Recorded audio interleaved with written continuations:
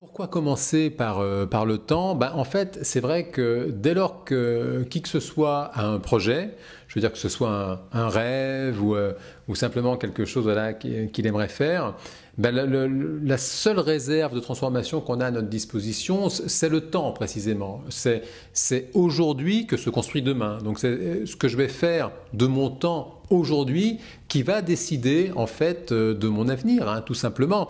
Par conséquent, il est essentiel de commencer par se dégager du temps.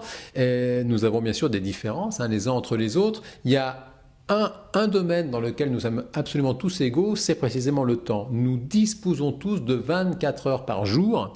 Ça n'est pas possible d'obtenir plus que ça. Personne n'a moins. Nous avons tous 24 heures par jour. Et c'est le premier domaine de notre existence sur lequel nous avons de l'influence. Parfois, il arrive que certains l'oublient et prennent finalement le temps comme une succession d'obligations sur lesquelles ils n'ont plus prise.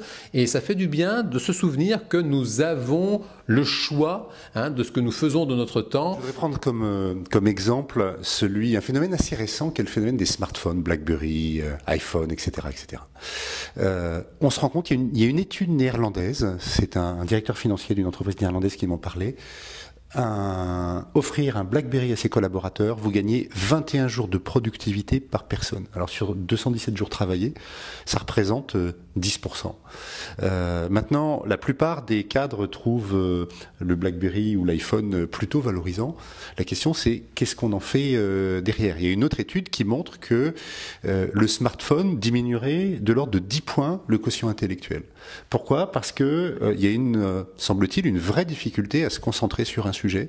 Vous observez les cadres en entreprise, un peu moins le week-end, mais le phénomène existe aussi, avec toujours l'œil sur le smartphone, quand en plus il est en mode vibreur à chaque nouveau mail, c'est-à-dire qu'ils ne peuvent pas avoir de conversation qui dure plus d'une minute. Et c'est un vrai phénomène qui montre notre manque de maturité par rapport à une technologie qui, par définition, est neutre. C'est un outil supplémentaire avec beaucoup de promesses. C'est quelle est notre maturité par rapport à cet outil? Quelle est notre capacité d'en faire un outil au service de nous-mêmes?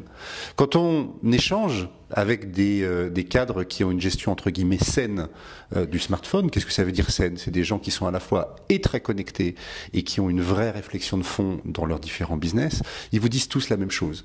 Au-delà de regarder le smartphone 2 ou 3 fois par jour pour consulter les mails, il y a ce qu'ils appellent une utilisation abusive du smartphone qui les amène à faire gérer leur temps par quelqu'un d'autre.